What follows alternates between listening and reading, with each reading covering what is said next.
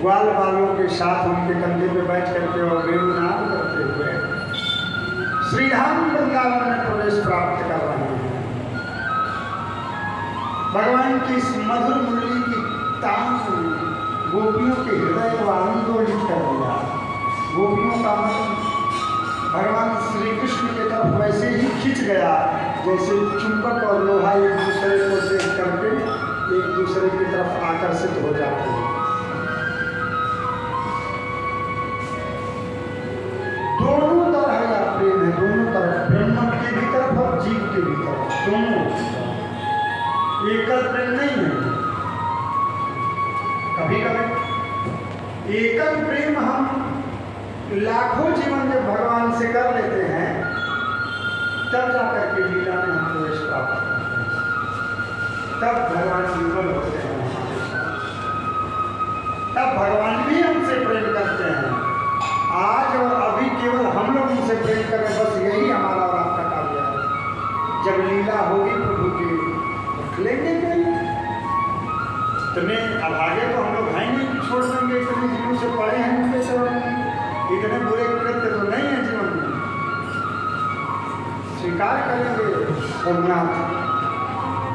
गोपियों ने भगवान के अधरामृत द्वारा संपूर्ण ब्रज 84 में भगवान के द्वारा और उनके अधर से संपृक्त उस बांस की मुरली ने जिस वायु का संचार किया, मानो वह वायु संपूर्ण वृक्षों के पास जा करके और उनसे कहती है कि हिलो, वायु को आंदोलित करो, और उन वायु में संपृक्त होकर के और ब्रज में जितनी हवाएं चल रही हैं उन सब में भगवान की मधुर मुरली का तान घूम रहा है।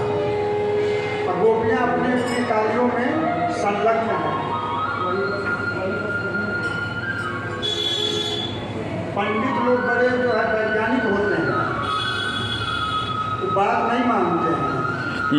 इतने वैज्ञानिक होते हैं ना कि वो जरूर थोड़ा बहुत कर ही देंगे, तो पढ़ेंगे नहीं तो उनको लगता है कि हम ज्ञानी नहीं हैं। पंडित और एक जो है ललन व्यास का गाना भोजपुरी कथा करते हैं, खैर वो तो उदाहरण गलत है, ज्ञान देने लायक है। वो कहा करते थे कि पंडित और नचनिया अपना ज़्यादा किसी को समझते नहीं है। आदरणीय सुखदेव स्वामी कहते हैं, राजन, मधुर मुरली की तान को सुन करके भगवान के तरफ दौड़ लिया गोपियों ने। अब दौड़ा भी तो कैसे? व्यस्त वस्त्राभरणा, व्यस्त है, उन गोपियों के वस्त्र इधर उधर हैं। कोई गोपी उस समय श्रृंगार कर रही थी, आंखों में काजल लगा ली और दूसरे में लगाना है। तब तक मधुर स्वर जब कर्णकुहरों के माध्यम से हृदय क्षेत्र में प्रविष्ट होकर के नृत्य किया, बस तुरंत चल गई। एक आंख में लगा, एक आंख में लगा ही नहीं।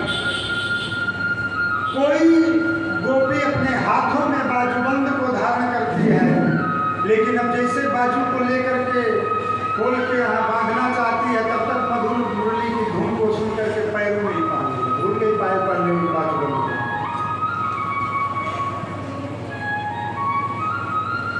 जिस प्रकार से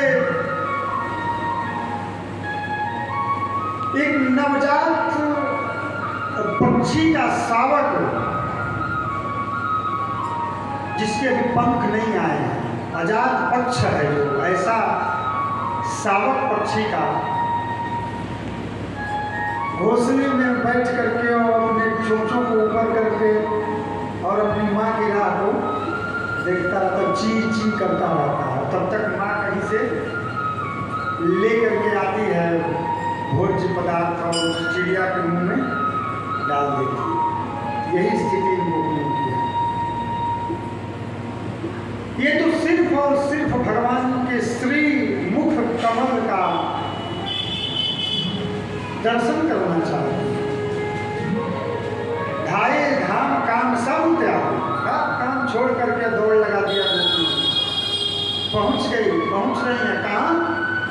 बड़ा सुंदर स्वरूप है, बिल्कुल साफ और स्वच्छ आकाश है, तारागणों और नक्षत्र गणों से घिरे हुए भगवान श्री चंद्रदेव अपने संपूर्ण कलाओं के साथ प्रकाशमान हैं, प्रकाशित हो रहे हैं।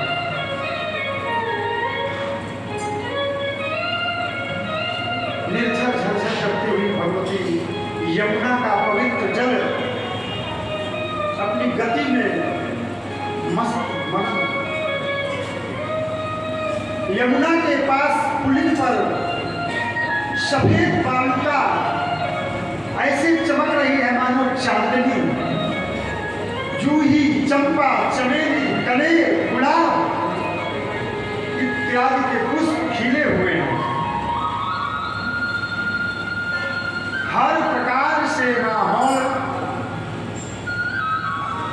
आनंद को बढ़ाने वाला है। गोपियां आती हैं,